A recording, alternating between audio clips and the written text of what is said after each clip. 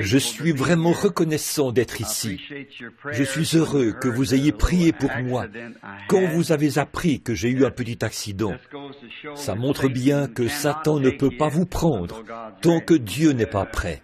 Et j'imagine que beaucoup d'entre vous se demandent ce qui s'est passé. J'ai toujours préféré, comme vous le savez, mon passe-temps, ou ce que je fais pour me détendre, c'est soit d'aller à la pêche, ou d'aller au stand de tir et tirer, ou d'aller à la chasse, ou quelque chose comme ça. Je suis content de cela. Si j'avais joué au golf, j'aurais été là-bas où les femmes sont à moitié nues. Et si j'avais été un joueur de baseball, vous savez ce que ça aurait été, ça.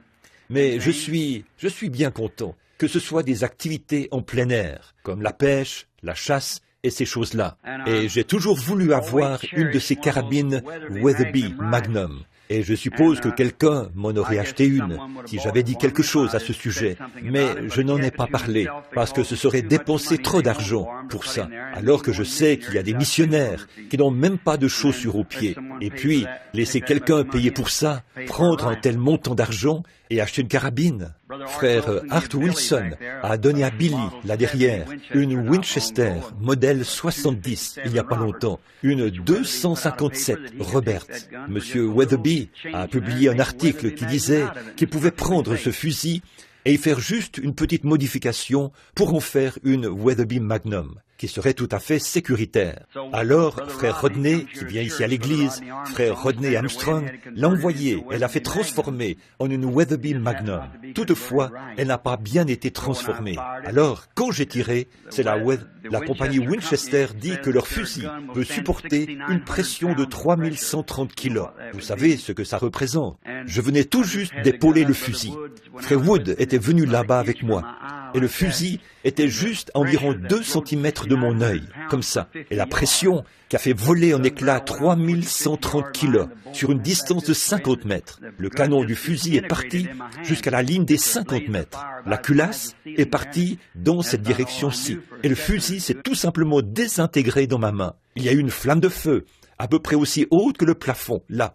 Et je n'ai eu conscience que de cela pendant une seconde ou deux. Et quand je suis revenu à moi, le sang giclait comme ceci, et je pensais que j'avais été tué. Alors j'ai saisi ma main comme ça un instant. Et frère Wood, j'ai essayé de regarder, et je ne pouvais pas voir de cet œil-ci, et je ne pouvais rien entendre du tout. Je me sentais comme si je marchais dans les airs. Et j'ai vu frère Wood se diriger vers la cible pour voir où la balle avait frappé. Et j'ai essayé d'attirer son attention. Ensuite, il est arrivé là. Et alors, nous sommes partis. Et les éclats de projectiles ont dessiné un anneau tout autour de l'œil. Là où ça m'avait frappé, mon visage a enflé. On aurait dit un hamburger. Et de gros morceaux s'étaient logés juste au-dessus de l'œil et formaient un cercle près de l'os du sinus et de l'os du crâne, ici. Le docteur Adair les a retirés. Quelques jours plus tard, bien sûr, le lendemain, Doc était lui-même à l'hôpital. Ils m'ont envoyé voir un spécialiste pour les yeux. Il a trouvé un anneau juste au-dessous du centre de la vision, d'une trentaine d'éclats de projectiles qui avaient pénétré profondément dans le globe de l'œil. Ils ne pouvaient pas être retirés. Ils ont passé juste à côté du centre de ma vision et ont dessiné un anneau autour, comme ça. Il a dit, la seule chose que je sais, il a écrit une lettre au docteur Adair qui disait, le bon Seigneur devait être assis sur le banc avec lui pour protéger son serviteur. Sinon, il ne lui resterait même plus la tête. Tout ce que frère Wood aurait trouvé, c'est ce qui serait resté d'ici jusqu'en bas. Voyez, cette pression qui a explosé vers l'arrière. Je ne sais pas comment cela est arrivé, mais cette grosse culasse pesante de la carabine modèle 70 a été projetée très loin vers l'arrière. Si vous savez où se trouve le Conservation Club, tout au fond jusqu'à l'enclos au cerf. Et il y a une partie du fusil qu'on n'a jamais retrouvée. Alors, ça nous montre quelque chose. Je prêcherai là-dessus un jour, si le Seigneur le veut. Sur une conversion, c'est très bien, mais vous feriez mieux de rester humble. Si elle n'est pas prédestinée à supporter la charge qu'elle reçoit, elle explosera à chaque fois. C'est vrai. Alors, n'essayez pas de... Il vaut mieux que ce soit l'original. Ah oui, pas pour se moquer de... Bon, regardez, voyez, c'est... Oh, évidemment, vous pourriez imaginer que des choses sont dites comme ça, mais pour autant que je sache, il n'y a pas une seule chose, bien sûr, mes oreilles, vous pouvez imaginer, il y a encore un bourdonnement quand ce microphone fait de l'écho. C'est pour ça que je n'étais pas ici ce matin. Lorsque l'on parle, ça résonne très fort, de droite à gauche, mais ils m'ont emmené chez un spécialiste, il a dit, le tympan n'est même pas enflé. Et puis l'œil, a-t-il dit, vous aurez la même vue qu'auparavant. Il a dit, ils ont pénétré au-dessous du centre de la vision. Ils ont dessiné un anneau dans le globe de l'œil. Ils se sont enfoncés. Il a dit, vous aurez toujours des éclats de projectiles. J'ai dit, j'en ai depuis l'âge de 2 ans. Ils proviennent d'une autre foi. Frère Robertson, là-bas au fond, je l'ai appelé et je lui en parlais. Il a dit, ne t'en fais pas avec ça, a-t-il dit. Je n'ai 1 ou 2 kilos en moi. Il a dit, il est un vétéran de la guerre. Donc, ça ne te fera pas de mal. J'en ai eu plein. Et je me souviens de la vision du Seigneur, il n'y a pas si longtemps. Vous vous souvenez que je l'ai raconté ici.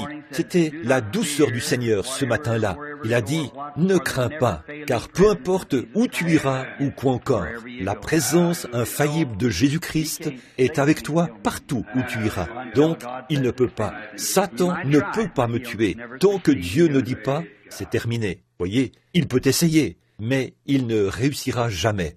Alors, chose étrange, je comptais continuer malgré tout, aller de l'avant avec les réunions. Je pouvais bien voir de cet œil gauche. Et je comptais malgré tout aller de l'avant avec les réunions. Et alors, le frère qui s'en allait dans la réserve indienne, a dû annuler cette série de réunions, ou la reporter, jusqu'à ce que je revienne sur la côte ouest, et que j'aille sur la côte ouest. Donc, nous allons tenir les réunions là-bas. Et pendant ce temps, frère Argenbright m'a contacté. Alors, quand ces réunions seront terminées, j'irai aussi jusqu'à Anchorage, en Alaska.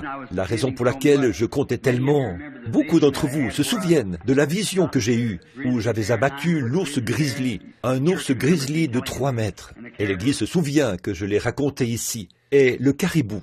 J'en ai eu une autre. Souvenez-vous que c'est sur bande ici. J'ai vu un énorme ours brun. C'est peut-être un Kodiak, et cela n'aurait pas pu arriver là-bas au Canada, parce qu'il n'y en a pas là-bas, vous voyez. Mais où que ce soit, ça arrivera. Ça arrivera. C'est ainsi dit le Seigneur. Ça arrivera, voyez. Et maintenant, je vous remercie d'avoir prié pour moi. Je savais que beaucoup d'entre vous prieraient en apprenant que j'avais été blessé. Et un petit groupe ma fille là-bas, au fond, Rebecca, a écrit une lettre à Sir Dow, qui vient ici à l'église. Et elle lui en a parlé. Et elle a appelé Meda quelques soirs plus tard. Elle a dit, je ne sais pas si cela a aidé ou pas, mais notre petit groupe en entier s'est réuni ici. Le ministre méthodiste et frère Brown, leur parenté et eux tous, ils se sont réunis. Ils ont prié toute la nuit pour moi. Elle a dit, je ne sais pas si Dieu a entendu ou pas, mais nous savions que frère Branham a prié pour tellement de gens. Alors on s'est dit qu'on prierait pour lui. Ça, c'est le genre de prière qu'il entend, voyez. C'est vrai, celle de ce genre-là. Frère Grace, un de nos frères ici, Satan s'en est pris à lui tout récemment. Il a heurté un caniveau. Oh, cela a coupé son... complètement. Je ne vois pas comment il s'en est sorti vivant.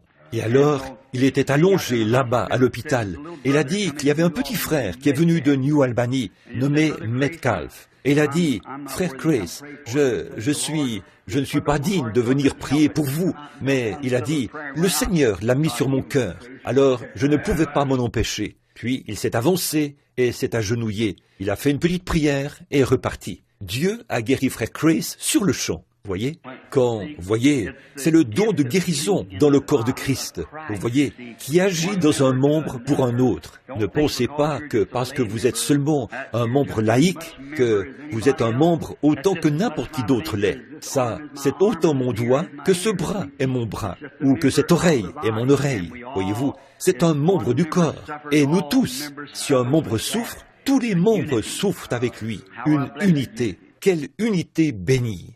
Maintenant, après tout ça, maintenant j'ai prévu d'autres réunions, mais j'ai réservé un peu de temps pour être de nouveau au tabernacle un soir, si le Seigneur le veut. Et si Dieu le veut, ce dimanche matin prochain, je voudrais parler sur le chemin du prophète, et puis au tabernacle. Demain soir ou dimanche soir, je serai ici au Gospel Tabernacle, chez un de nos frères, frère Randall. Je voudrais parler sur le sujet « Laisser s'échapper la pression », si le Seigneur le veut. Puis, le mardi suivant, nous devrons partir à ce moment-là pour le Wisconsin, pour être à la convention régionale des hommes d'affaires du plein évangile. Et je serai là-bas 3 soirs. C'est à... Billy, quel est le nom de cette ville? Reçu Green Lake, dans le Wisconsin. Quand? Jeudi, vendredi et samedi. Les 17, 18 et 19 à Green Lake dans le Wisconsin, à la convention régionale. Puis, dimanche le 20, je serai à Chicago, dans la grande salle de l'école secondaire, la même salle que celle où nous étions la dernière fois. Tu te souviens du nom? La grande salle de l'école secondaire Stephen Mather, le dimanche après-midi. Puis, lundi, je serai là-bas au...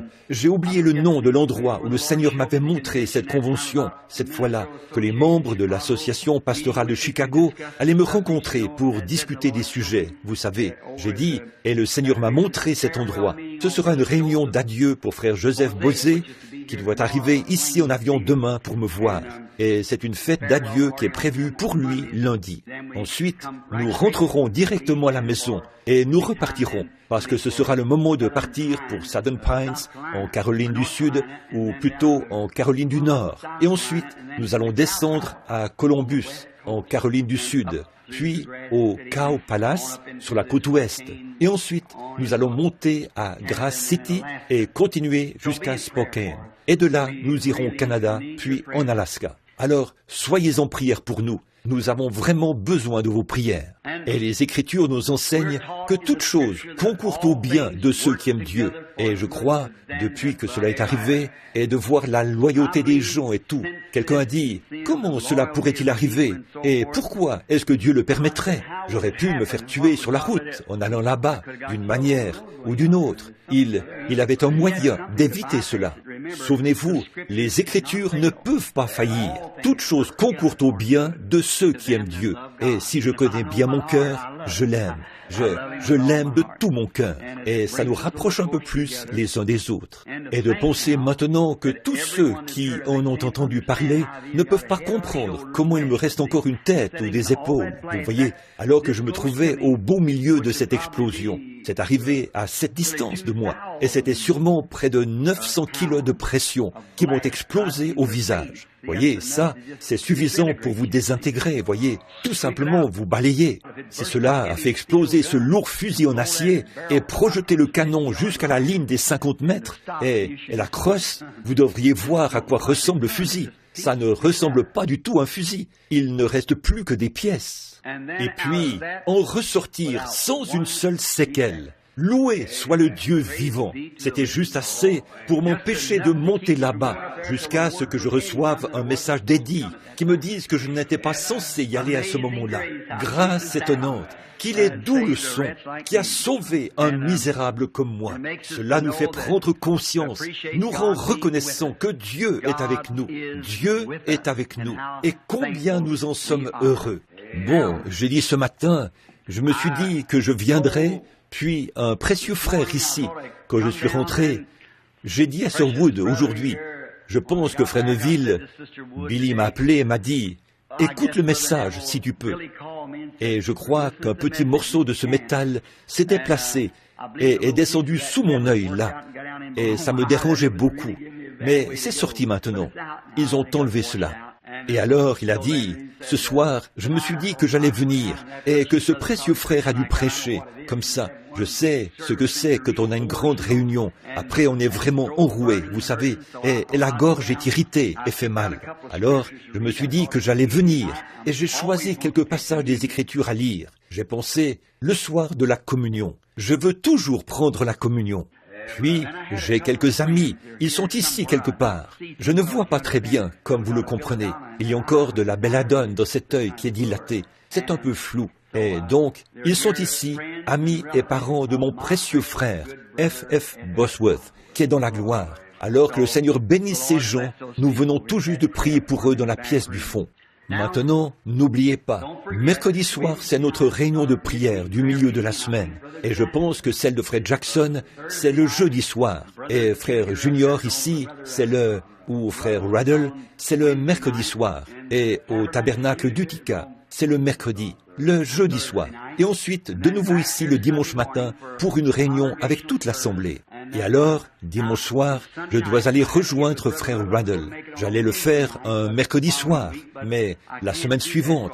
Mais je ne peux pas le faire. Alors, j'ai dû remettre ça à dimanche soir. Mais maintenant, vous, les gens ici au tabernacle, restez ici même au tabernacle. Voyez, parce que je vais chez frère Ruddle ce soir-là, juste pour prêcher, pas pour un service de guérison. Et alors, souvenez-vous, restez à votre poste, ici même au tabernacle. C'est ici votre place, voyez. Et là, nous nous attendons à passer de bons moments. Donc, priez tous pour nous, pendant que nous allons de l'avant. J'ai confiance que Dieu viendra parmi nous ce soir, juste avant la communion. Et maintenant, je pense, avons-nous fait toutes les annonces que nous devions faire?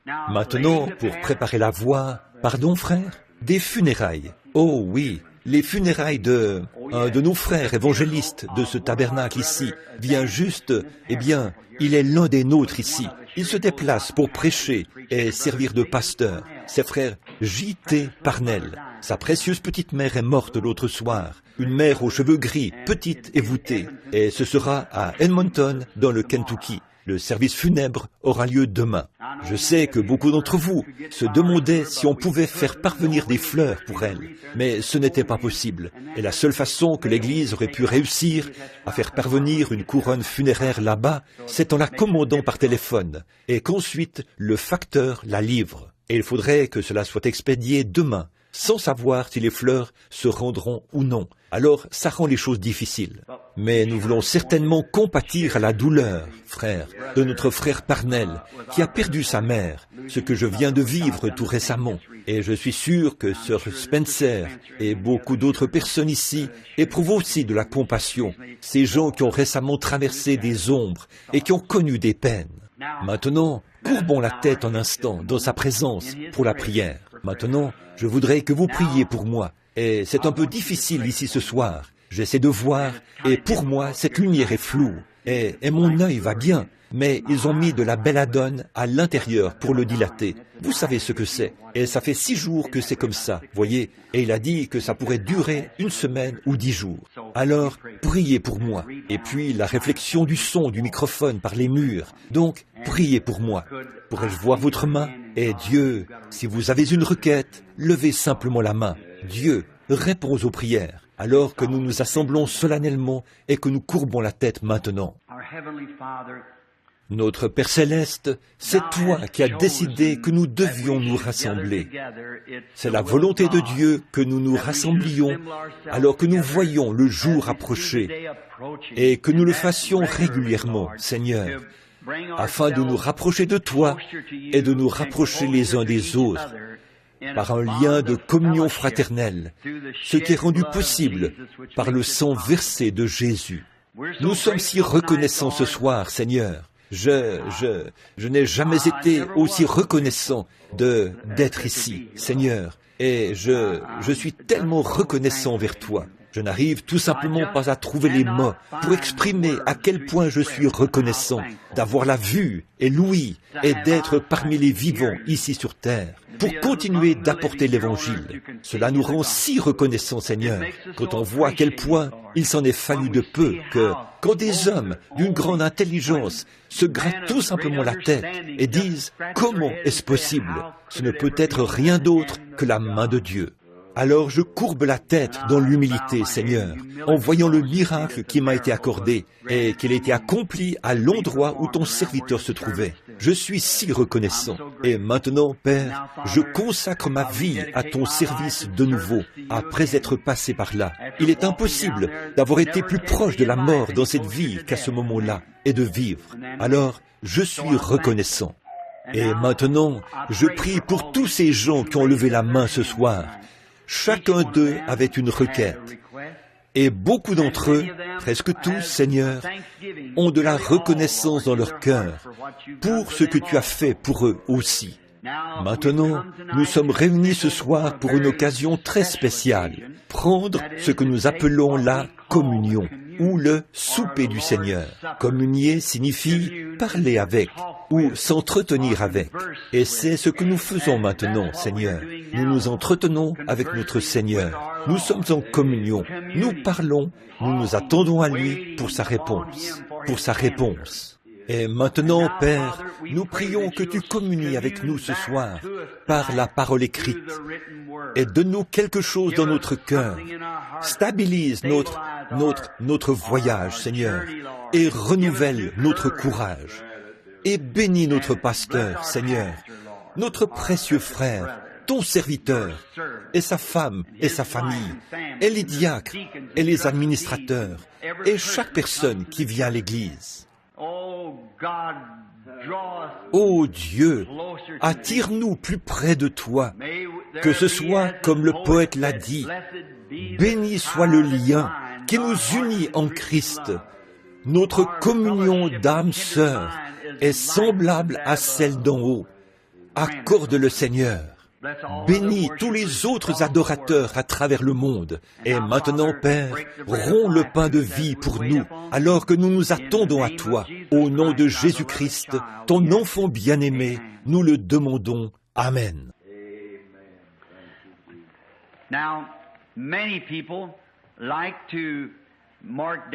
Là, beaucoup de gens aiment noter les passages qu'un ministre va lire. Et cet après-midi, après être sortis avec frère et sœur Wood, nous étions allés voir notre frère Goebel Robertson. Et alors, nous avions dans sa salle d'exposition. Bon, nous sommes revenus, et j'ai pensé, Sœur Wood me parlait du merveilleux message que notre pasteur a apporté ce matin, et je me suis mis à penser à ce pauvre homme. Il a peut-être mal à la gorge, moi aussi, mais j'ai pensé qu'on pourrait peut-être se partager la tâche s'il me demandait de prêcher. Et j'ai écrit quelques notes ici sur ce dont j'aimerais parler. Premièrement, prenons 2 Corinthiens 6, 7 à 10. 1 Corinthiens, le chapitre 6, du verset 7 à 10 inclus. Et ensuite, Genèse 14, 18 à 19. Et tiré de là, si le Seigneur le veut, un contexte de ce texte.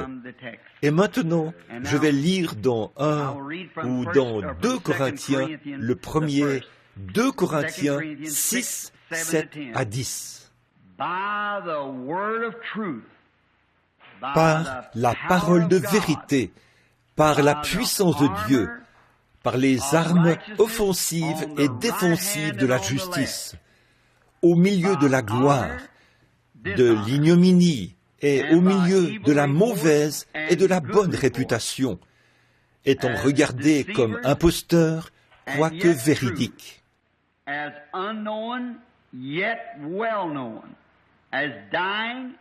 Comme inconnu, quoique bien connu, comme mourant, et voici nous vivons, comme châtiés, quoique non mis à mort, comme attristés, et nous sommes toujours joyeux, comme pauvres, et nous en enrichissons plusieurs, et n'ayons rien, et nous possédons toutes choses. Genèse 14, 18 et 19. Melchisédek, roi de Salem, fit apporter du pain et du vin. Or, il était sacrificateur du Très-Haut. Et il bénit Abraham et dit, « Béni soit Abraham, de par le Dieu Très-Haut, possesseur des cieux et de la terre. » Et si je peux appeler cela un texte, j'aimerais parler sur le sujet, nous possédons toutes choses.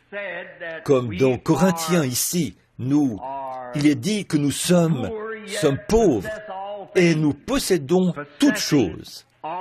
Nous possédons toutes choses. Là, j'aime ça.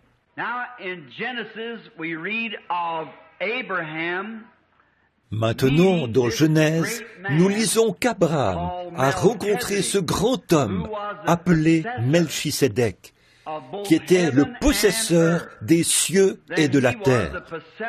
Alors, il était le possesseur de toutes choses, le possesseur des cieux et de la terre, c'est-à-dire de toutes choses. Maintenant, nous connaissons l'histoire d'Abraham et ce qui s'était passé. Il avait été appelé à un poste dans un lieu. Il avait été appelé à sortir de son pays, le pays des Chaldéens, la ville dure, où il avait vécu avec son père et les siens. Et c'est là-bas, dans les vallées de Shinéar, probablement une terre riche et fertile. Et Abraham, d'après ce que nous comprenons, n'était pas une personne particulière aux yeux du monde. Autrement dit, il n'était pas un roi, ou un monarque, ou un potentat. Il était un homme ordinaire. Et il avait épousé sa demi-sœur qui était Sarah. Et il l'avait probablement épousée lorsqu'elle était une jeune femme. Et Dieu l'avait appelée à l'âge de 75 ans à une vie de service.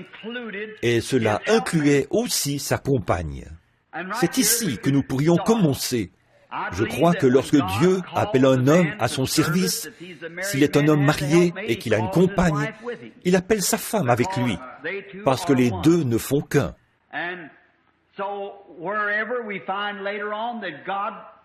Et donc là, nous voyons plus tard que Dieu aurait probablement tué Sarah quand elle a douté du message de l'ange, 25 ans plus tard, quand ils étaient assis sous le chêne ce jour-là.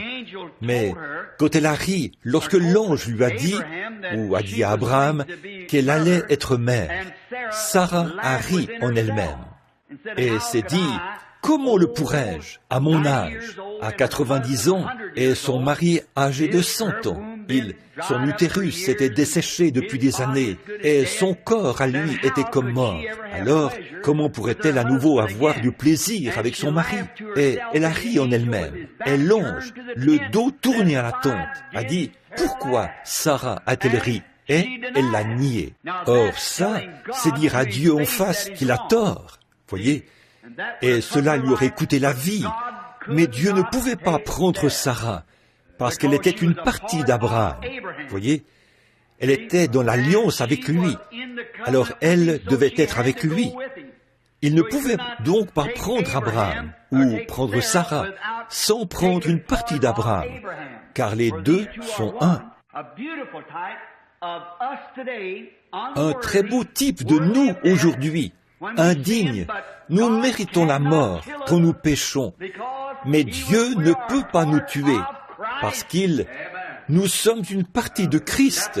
Voyez, c'est la grâce pour nous, parce que nous sommes en union avec Christ. N'est-ce pas une belle pensée? En union avec Christ. Ainsi donc, nos péchés, quand nous les commettons, nous devrions les confesser rapidement, dire que c'est mal. Sinon Dieu nous ôterait la vie. Mais le sang répond pour nous. Et Dieu ne peut tout simplement pas violer ce sang. Voyez, il ne peut tout simplement pas le faire, parce qu'il a promis qu'il ne le fera pas. Alors, il ne peut pas briser sa propre promesse. Voyez, alors Dieu s'est retrouvé les mains liées, pour ainsi dire. Voyez, il ne peut pas briser sa promesse. Il a promis ceci par ce sang. Quiconque croirait aurait la vie éternelle. Il ne peut pas briser cette promesse. Alors, nous voyons qu'Abraham, dans l'obéissance, a quitté sa maison, a quitté son pays, et s'est séparé de tout, de toutes ses possessions terrestres, pour voyager dans un pays étranger, pour y séjourner. Un type de l'Église. Il nous est demandé d'abandonner tout ce qu'il y a dans ce monde afin de suivre Christ. Maintenant, nous voyons Abraham qui continue année après année, et il a pris avec lui une certaine portion qui était son père, et ce dernier est mort aussitôt. Et il a aussi pris son neveu qui était Lot.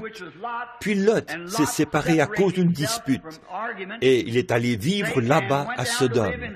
Pourtant, il était une partie d'Abraham. Dieu a donné le pays et tout ce qu'il y avait dans le pays à Abraham. Il a hérité de tout. Dieu a dit, regarde vers l'est, l'ouest, le nord et le sud. Tout cela t'appartient, à toi et à ta postérité après toi. Tout t'appartient. Bon, un jour, Abraham avait la vie assez difficile, et Lot, lui, avait la vie facile, alors qu'il pataugeait dans le péché. Comme c'est facile, et comme le péché semble agréable, et comme il semble innocent. Maintenant, si Lot disait, « Tant que je crois en Dieu, alors pourquoi ne pourrais-je pas aller là-bas, à Sodome, et ça va aller, je suis un croyant. » Mais ça n'allait pas. Voyez-vous, Dieu, quand il a appelé Abraham, il l'a appelé à se séparer de tout. Et c'est ce que nous devons faire. Dieu nous appelle à une séparation totale du péché.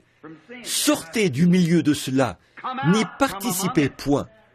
Fuyez ça, l'apparence même du mal. Une séparation, et que cela soit complètement anéanti pour vous. Tenez-vous loin de ça. N'allez surtout pas sur son terrain, peu importe combien cela semble attrayant. Vous, les gens là, vous pourriez penser maintenant, voilà, frère Branham, parfois je suis tenté de voler, ou parfois je suis tenté de fumer, ou parfois les femmes pensent, je suis tenté de m'habiller comme les gens du monde, vous savez, ces vêtements indécents et ces choses-là, je suis tenté. Les jeunes filles. Maintenant, si vous pensez que ça, c'est une tentation, qu'en est-il de nous dans le ministère, où chaque petit mouvement doit être surveillé? Voyez-vous, combien plus grande est la tentation pour nous, et combien plus on aura des comptes à rendre, parce que vous devez rendre compte de votre âme, mais nous devrons rendre compte de tous ceux à qui nous parlons. Voyez? Donc Satan, constamment, ou vous diriez, n'est-ce pas une belle petite robe? C'est très mal de porter cela, mais n'est-elle pas très jolie? Elle m'irait à merveille. Alors que pour moi, bon, ça, vous savez que c'est mal. Mais pour un ministre, tu devrais aller à cette réunion là-bas. C'est parfait, ça. Ils disent que c'est tellement grand, l'assemblée, et pourtant, il vous faut attendre jusqu'à ce que vous entendiez Dieu dire, vas-y. Vous voyez? Oh, voudriez-vous venir par ici et voir cette personne ici? Voici un tel. Vous devez être vigilant, faire attention. Voyez? Oh, c'est tellement sournois. Et bon, nous devons faire attention à ces choses. Or, il fallait qu'Abraham soit vigilant, lui aussi. Mais lui, au lieu d'aller à Sodome avec Lot, il s'est séparé et est allé dans le désert.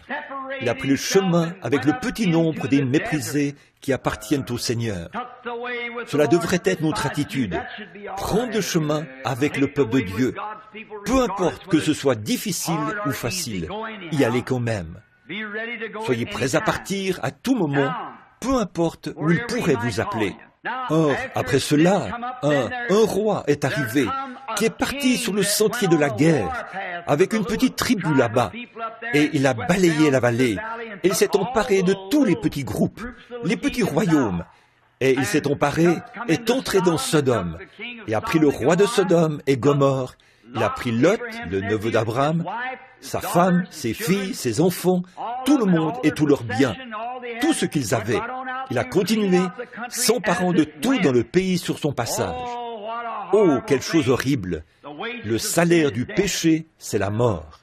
Lot s'en est rendu compte, sans aucun doute, en marchant là, avec peut-être une corde ou une chaîne autour du cou, comme un esclave, ses enfants, ses jeunes filles qui allaient être violées, et sa femme et tout, et peut-être mourir dès qu'il désobéirait à un ordre, ou il s'en allait peut-être dans un autre royaume quelque part, pour y être esclave le reste de ses jours. Mais Abraham, quand il a découvert que Lot avait été enlevé, ce dernier était une partie de la possession d'Abraham. Et Abraham a peut-être dit ceci, « Dieu, tu m'as dit que si je t'obéissais et que je venais ici dans ce pays, tu me donnerais ceci. Cela m'appartient. Et Lot en fait partie. Et je vais à sa poursuite. » Alors, il a rassemblé ses troupes, ou ses serviteurs plutôt, et les a armés. Il a pris ses serviteurs et est parti à la poursuite de ce roi jusqu'à ce qu'il le trouve, lui et tous ses autres petits royaumes. Regardez quelle grande armée il formait alors. Mais sous la conduite de Dieu, le général en chef, il s'est séparé et s'est précipité sur eux et a massacré les rois. Et il a ramené Lot et tous les petits royaumes et les a ramenés chez eux dans leur patrie. Quelle image de Christ nous voyons là, en Abraham, qui est venu après que l'ennemi avait tout capturé. Et Christ est venu et nous a ramenés. Maintenant, nous voyons dans cette belle histoire qu'Abraham, sur le chemin du retour, alors qu'il revenait après avoir remporté la victoire, il a rencontré le possesseur des cieux et de la terre, Melchisédek, qui est le roi de Jérusalem, le roi de Salem, ce qui était Jérusalem, qui est le roi de paix, qui est le roi de justice. Il n'avait pas de père, il n'avait pas de mère, il n'a jamais eu de commencement, et il n'aura jamais de fin. Donc, il n'était rien d'autre que le Tout-Puissant. Et il l'a rencontré sur le chemin du retour. Après avoir tué le roi, il a rencontré le possesseur, celui qui possédait toutes choses, l'a rencontré sur le chemin du retour. Quelle chose glorieuse! Bon, Abraham, j'aime ceci. Abraham était héritier de tout par la promesse. Alors il pouvait revendiquer tout ce qu'il y avait dans le pays, et le pays lui-même. Abraham avait reçu la promesse. Maintenant, nous comprenons qu'Abraham était l'homme le plus pauvre de tout le pays, parce qu'il vivait dans le désert, et il vivait en paix avec Dieu. Et Lot, riche, habitait dans la ville, et il était devenu le gouverneur de la ville. Il siégeait à la porte, il était juge, et il jugeait la ville. Et il possédait bien des richesses et tout. Mais Abraham était dans le désert, et peut-être l'homme le plus pauvre du pays. Et pourtant, il était en droit de tout posséder. Amen. Voilà ce que j'aime.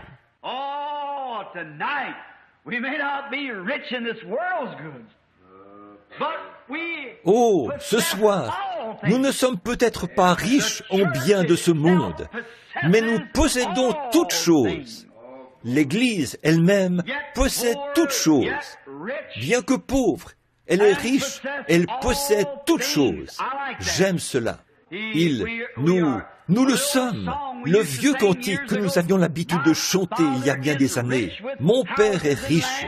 Il possède des maisons et des terres. Il tient les richesses du monde dans sa main. Les rubis, les diamants, l'argent et l'or. Ses coffres sont remplis. Il possède d'ineffables richesses. Et nous possédons cela parce que nous sommes un enfant du roi. Amen. L'enfant est toujours héritier. Nous savons ça. Très bien. Abraham pouvait revendiquer cela, bien qu'il soit pauvre. Son bétail mourait de faim. Lot avait pris la meilleure terre. Il manquait d'eau. Les jours étaient chauds et les bergers avaient eu des ennuis. Et tout avait l'air d'avoir mal tourné pour Abraham. Malgré cela, tout lui appartenait. Et aujourd'hui, le vrai croyant est chassé du milieu des gens. On le traite de fanatique, d'exalté, ou d'un nom quelconque pour l'insulter. Une sorte de fanatique religieux. Et malgré tout, il est héritier de tous les cieux et de toute la terre. Heureux les humbles de cœur, car ils hériteront la terre. Oh là là, vous parlez de vous retrouver dans une cabane ou quelque part, avec à peine assez d'argent pour payer votre loyer, et pourtant tout vous appartient. Amen. Vous devez travailler, peiner et suer pour quelques dollars, pour gagner votre vie honnêtement, pour chausser vos enfants et mettre de la nourriture dans leurs petites bouches affamées. Et pourtant, vous possédez, vous êtes héritier de tout ce qui se trouve ici. Les humbles de cœur hériteront la terre. Ils la possèdent. Oh là là, j'aime ça. Possesseur de la terre, qu'il est le croyant. Le croyant a un titre de propriété incontestable. C'est vrai, par Jésus-Christ, qui stipule qu'il sera le possesseur de tout l'univers. C'est vrai, les humbles de cœur hériteront la terre. Abraham pouvait posséder ce pays parce que, et ce qui s'y trouvait, Dieu le lui avait donné. Et Lot était une partie de ce pays. Donc Abraham y avait droit. Il pouvait le revendiquer ou en prendre possession. Il a dit, maintenant, Dieu, tu m'as fait la promesse que cette terre et tout ce qui s'y trouve m'appartiennent. Tu as fait la promesse. Là, mon parent a été enlevé, et tout ce qui lui appartient a été emporté. Autrement dit, si j'appliquais cela aujourd'hui, je dirais, l'Église pourrait dire, Seigneur Dieu, voici mon frère, il était tendu ici, atteint d'un cancer, atteint de la tuberculose, il a telle et telle chose. Je prends la promesse, c'est ma possession. C'est toi qui me l'as dit. Amen.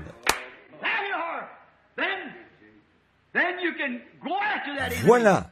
Ensuite, là, vous pouvez pourchasser cet ennemi, ce démon, et le massacrer de la même manière qu'Abraham a massacré les rois et a ramené ce qui lui appartenait.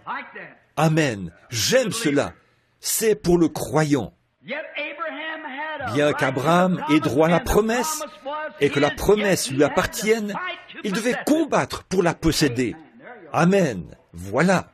Les croyants aujourd'hui, bien que nous soyons héritiers de toutes choses, bien que nous soyons héritiers de chaque bénédiction spirituelle, de chaque bénédiction physique, de chaque bénédiction promise dans la Bible, nous devons combattre pour chaque pouce de terrain. Dieu avait prévu que ce soit ainsi. Ça a toujours été comme ça. Vous devez combattre pour posséder ce que vous savez être à vous. Il vous faut combattre pour le posséder. Et c'est ce que nous devons faire maintenant. Vous dites, Frère Branham, j'ai besoin de guérison. La promesse vous appartient. Mais si jamais vous l'obtenez, vous ne l'obtiendrez pas facilement. Ça, je peux vous le dire. Il vous faudra l'arracher à Satan. Si Satan s'empare de votre santé, vous avez le droit d'aller vers Satan et dire, rends-la-moi, donne-la-moi, je viens au nom du Seigneur, le possesseur des cieux et de la terre, et je suis son héritier, rends-la-moi. Tu as pris mon enfant, tu l'as amené à aller avec un garçon qu'il ne fallait pas, tu as pris mon fils, et tu l'as amené à aller avec une fille qu'il ne fallait pas. Je les réclame, c'est juste. Je réclame mes enfants, je réclame mon frère, je réclame ma sœur. Oui, Satan, tu les as pris de la maison de Dieu, tu les as persuadés d'en sortir, mais je viens les chercher, je les réclame. Eh bien, comment le sais-tu? Je suis héritier de toutes choses. Amen. Tout cela m'a été donné. J'en suis héritier. Je peux réclamer tout ce que Dieu m'a promis. Amen.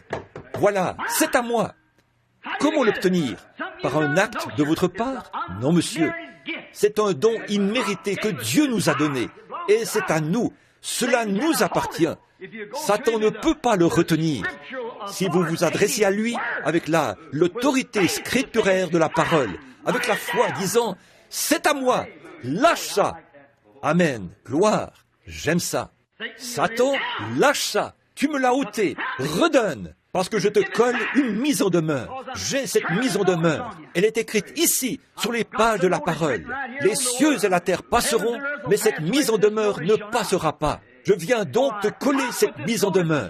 Jésus-Christ a dit que tout ce que je demanderai au Père en son nom, il me le donnera. Si je dis à cette montagne, ôte-toi de là, et si je ne doute pas en mon cœur, mais que je crois que ce que j'ai dit arrivera, ce que j'ai dit me sera accordé. Lâche ça. Ça le met en branle. Ça ne le met pas en branle, ça le met en fuite. Lâche ça, parce que je suis venu avec l'autorité de l'Écriture. Je suis un croyant. Vous saisissez? Oui, monsieur. Oui, monsieur. Qu'est-ce qu'Abraham a dû premièrement faire pour accomplir cela? Il a dû placer sa foi sur le fondement, le rocher solide de la parole promise de Dieu. Regardez, Tout ce qu'il avait, c'était une petite poignée de serviteurs, probablement une douzaine. Et il y avait probablement quelques milliers d'hommes armés. Et ces hommes n'étaient pas des soldats, ils étaient des serviteurs, des éleveurs de bétail, des bergers, des gardiens de troupeaux. Ils n'avaient probablement que de vieux couteaux rouillés qu'ils avaient ramassés quelque part et qu'ils avaient laissés traîner là, à l'extérieur. Et beaucoup de pluie était tombée dessus. Ils étaient rouillés. Mais Abraham ne regardait pas aux couteaux rouillés, ni au fait qu'il n'avait pas de bouclier. Il plaçait sa foi sur la parole de Dieu. Voilà, c'est ça qu'il faut, c'est ça. Comment vas-tu les combattre quand tu arriveras là-bas? Ça ne dépend pas de moi. C'est à moi de placer ma foi sur ce que Dieu a dit. Ça m'appartient. Je m'en vais chercher ce qui m'appartient. Amen. Là, quand les gens malades peuvent voir ça, la maladie est presque terminée à ce moment-là. Voyez, certainement. Quand un pécheur peut voir qu'on n'a pas à pécher, beaucoup de gens, ils pêchent parce qu'ils doivent pécher. Ça, c'est se retrouver dans une condition pitoyable. Quand on dit qu'on doit pécher, mais quand on prend conscience qu'on n'a plus à pécher, il y a des gens qui se lèvent, qui jurent et qui vous rient au nez et qui vous traitent d'idiots et tout le reste. Ils sont délibérément des pécheurs. Voyez? Alors, il n'y a pas d'espoir pour eux. Mais cet homme qui fait constamment quelque chose, il ne veut pas le faire. Il vole, il ne veut pas voler, et il ment, il ne veut pas mentir. Il fait des choses qu'il ne veut pas faire. Il ne veut pas être un pécheur. Il y a de l'espoir pour lui, si vous pouvez l'amener à voir ce qu'est la vérité. Voyez, venez à la promesse de Dieu et placez votre foi sur cela, puis allez là-bas, affronter l'ennemi. Il ne peut tout simplement plus garder cela en sa possession. C'est tout, parce que ça vous appartient. Bon, regardons cet homme maintenant. Ici, Abraham a dit, « Je suis héritier, ceci m'appartient, tout ce qui se trouve dans ce pays m'appartient, parce que Dieu, je ne l'ai pas encore, mais il l'avait, ça lui appartenait de toute façon. » Donc, nous sommes héritiers de toutes choses. Pas vrai? Nous sommes héritiers de toutes choses. La Bible que nous venons de lire l'a dit ici. Nous sommes héritiers de toutes choses, de tout. Nous ne possédons pas encore cela, mais c'est à nous. Amen. Oh, gloire. Je ne possède pas un pouce de terrain, mais tout m'appartient quand même. Certainement, tout nous appartient. Ça appartient au peuple, à l'Église, aux croyants. L'épouse de Christ en possède chaque parcelle. La Russie se bat pour ça. Les États-Unis se battent pour cela. Et celui-là se bat pour ceci, et pour ceci là-bas. Ensuite, il nous traite de fous. Restez tranquilles. Ça vous appartient de toute façon. Amen. Nous allons tous en devenir l'héritier de toute façon. Alors, laissez-les se disputer et se faire sauter les uns les autres. Cela nous appartient. C'est nous qui les aurons. Jamais ils n'y auraient pensé, eux. Mais c'est à nous de toute façon. C'est à nous de toute façon. Qui aurait pensé que ce pauvre vieillard là-haut, il avait ce bétail tout maigre et squelettique, en haut de la colline, qu'il possédait tout, toute la Palestine lui appartenait. Oui, monsieur. Donc, lorsqu'il en est arrivé à l'endroit où la confrontation a eu lieu, Dieu a prouvé qu'il était avec lui. Il a réuni cette petite poignée d'hommes, est allé là-bas et a massacré chacun d'entre eux. Il a ramené ce qui lui appartenait. Amen. J'aime ça. Pourquoi? Il avait placé sa foi sur le roc de la promesse de Dieu. C'est ça qu'il faut. Il n'a pas bâti une autre fondation. Il n'est pas allé adhérer à une organisation ou obtenir quelque chose comme ça. Il avait placé sa foi sur cette promesse. Amen. C'est ça, sur cette promesse. Et là, il est allé de l'avant. Que l'épée soit rouillée ou non, ça ne faisait aucune différence pour lui. Sa foi était placée sur la promesse. Et quand vous vous avancez pour qu'on prie pour vous, si vous voulez recevoir le salut, si vous voulez recevoir la guérison divine, ou quoi que ce soit, si vous êtes un croyant, vous êtes héritier de toutes les promesses. Alors placez votre foi sur la promesse et allez de l'avant. Dites à Satan, rends-le-moi, rends-le-moi, c'est à moi. Ne le laissez pas vous bluffer. Restez fermement campé sur cette position et il vous le rendra. Dieu a dit qu'il le ferait. Alors, il doit le faire. Voilà l'autorité que vous possédez. C'est vrai, héritier de toutes choses. Il est resté sur cette fondation, la parole promise. Et il a eu un héritier. Il était l'héritier. Donc il le savait. Très bien, monsieur. Après que la promesse lui a été confirmée, il a eu la communion avec celui qui a fait la promesse. J'aime ça. après que Dieu a fait la promesse. Et alors, voyez, Abraham n'avait jamais eu d'épreuve auparavant. Alors de cette sorte-là. Or, il savait que tout lui appartenait et que c'était la promesse. Mais il n'avait jamais eu à combattre une armée. Il ne connaissait rien à ce sujet. Il n'était pas un homme entraîné au combat. Abraham n'était pas un combattant. Il était fermier. Et Abraham ne pouvait rien faire parce qu'il n'était pas un soldat. Ces hommes n'étaient pas des soldats, c'étaient des fermiers. Donc, la seule chose qu'il pouvait faire, c'était simplement de prendre la promesse de Dieu, de placer sa foi sur la promesse et avancer, aller récupérer cela. Alors, quand Abraham a vu ça, il avait reçu cette promesse. Il a vu que Dieu lui avait confirmé cela, qu'il tient effectivement sa promesse. Amen. Voilà.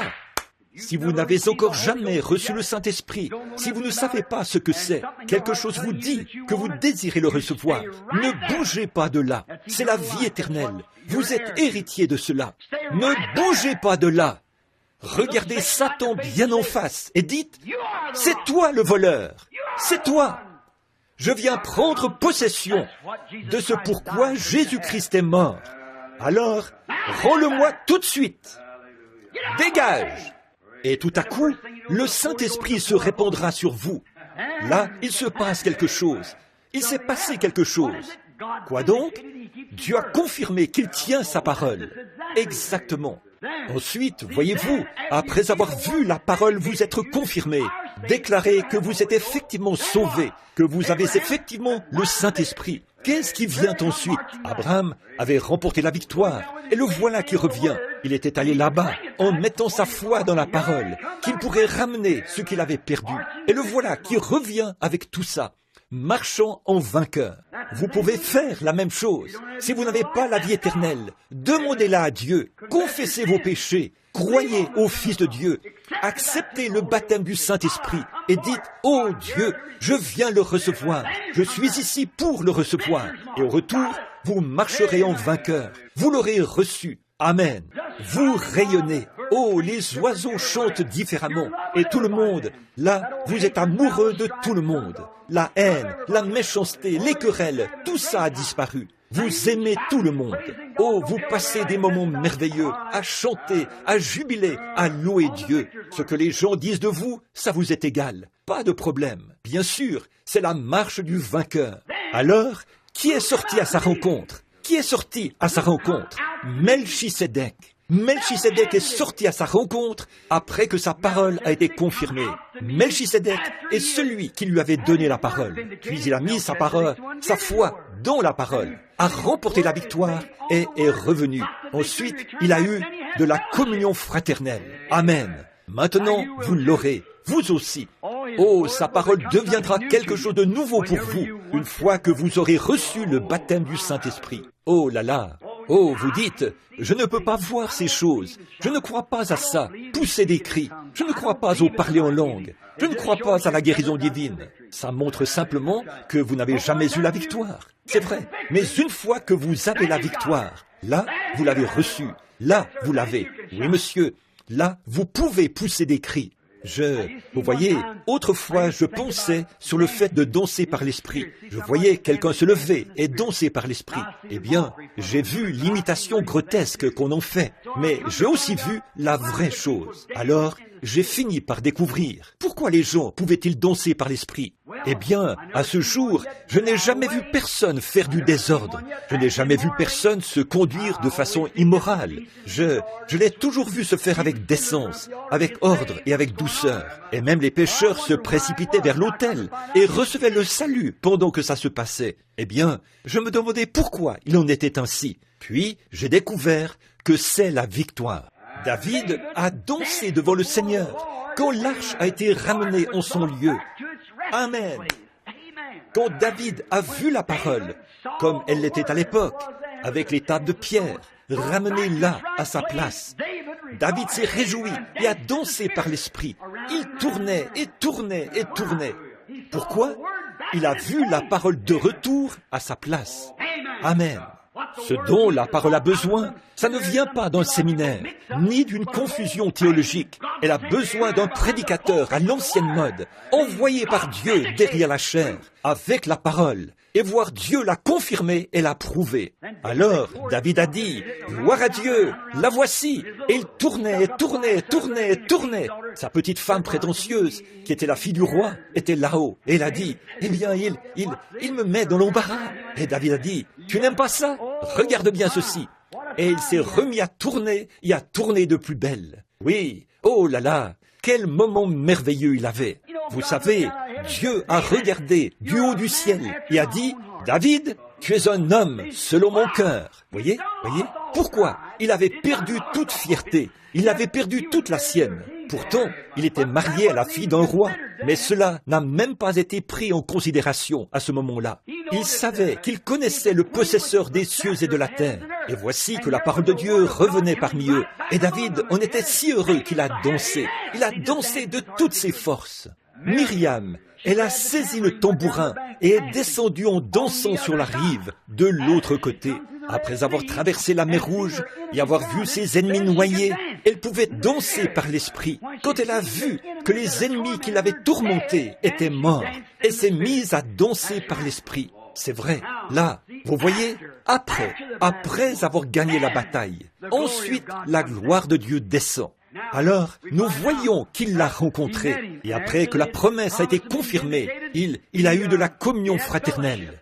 Melchisédek était sorti pour bénir Abraham. Et il a dit, « Béni soit Abraham, et béni soit le Dieu d'Abraham, le possesseur des cieux et de la terre. » Oh là là, j'aime vraiment ça, la promesse du croyant. Vous dites, qu'est-ce que cela a à voir avec nous? C'est pour chaque croyant. La promesse du croyant est la vie éternelle. La promesse du croyant est la vie, la joie, la paix, la longanimité, la bonté, la patience, les fruits de l'esprit. La guérison divine. J'ai une douzaine de choses, ou presque, notées ici. C'est votre possession. Cela vous appartient. Mais vous ne pouvez pas l'avoir à moins de combattre pour l'avoir. C'est à vous. Tout ce qui est visible, toute chose temporelle qui est visible m'appartient. Dieu me l'a donné, car c'est par Christ qu'il me l'a donné. Et les choses invisibles m'appartiennent. Amen. J'aime ça. Ce que vous pouvez voir, comme la guérison divine, ainsi de suite, tout ça, c'est bien. Nous apprécions cela. Mais l'invisible. Maintenant, la science peut enquêter là-dessus et dire, eh bien, voyons voir. Laissez-moi amener cet homme. Vous avez dit qu'il était guéri. Laissez-moi l'amener et l'examiner. Laissez-moi voir ce qui s'est passé. Et vous dites que vous aviez eu une tumeur, monsieur? Oui, juste là. Eh bien, laissez-moi faire une recherche scientifique pour voir si la tumeur n'est pas allée plus profondément et qu'elle n'est pas vraiment partie. Vous dites que vous étiez aveugle et que maintenant vous voyez. Comment puis-je le savoir? Laissez-moi examiner ça scientifiquement et le voir. Maintenant, il pourrait enquêter là-dessus. Et pourtant, je suis héritier de cela aussi, de tout ce qui est physique. Et puis, je suis aussi héritier des choses qu'on ne peut pas voir, que la science ne peut pas sonder. Amen. Amen. Des choses invisibles. Amen. Je suis héritier de ça. Oui, monsieur. Les choses qu'on peut voir, j'en suis héritier. Cette terre ici, j'en suis héritier. Vous en êtes héritier. Chaque croyant en est héritier. Il en est héritier. Très bien. Et l'invisible, possesseur de quoi? Des cieux et de la terre. Amen. De toutes choses. Le croyez-vous? Vous dites, frère Branham, qu'en est-il de là-bas où vous ne pouvez pas voir? Comment le savez-vous? Ça m'appartient aussi. C'est vrai. Le ciel m'appartient. Je suis heureux que ça m'appartienne. Dieu l'a dit. Et c'est vrai. Eh bien, vous ne l'avez jamais vu. Comment savez-vous que ça existe? Je sais que ça existe de toute façon. Dieu l'a dit. Comment savez-vous que vous en êtes héritier alors que vous ne l'avez jamais vu? Je crois sa parole. Amen. Voyez, je suis héritier. Vous êtes héritier avec moi. Nous sommes tous ensemble héritiers par Jésus-Christ. Avez-vous remarqué ici, dans Corinthiens, dans 2 Corinthiens, Paul a dit au sujet de la mort, nous possédons la mort. Pensez-y.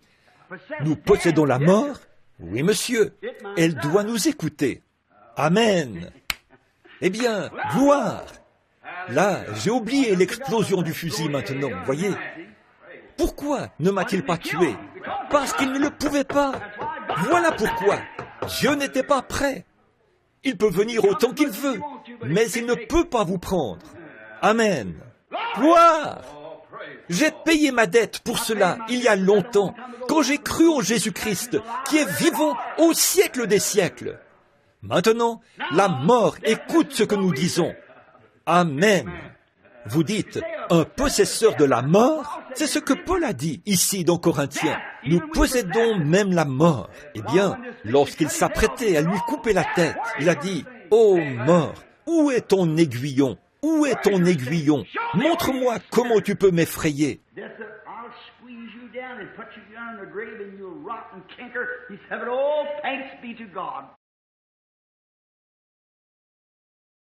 La mort a dit, « Je vais t'écraser et te mettre dans la tombe, et tu vas pourrir et te décomposer. » Il a dit, « Mais, oh, grâce soit rendue à Dieu, qui nous donne la victoire par notre Seigneur Jésus-Christ. » Oui, monsieur, la mort, l'enfer et la tombe, je les possède tous, parce qu'il a tout conquis pour nous, possesseurs.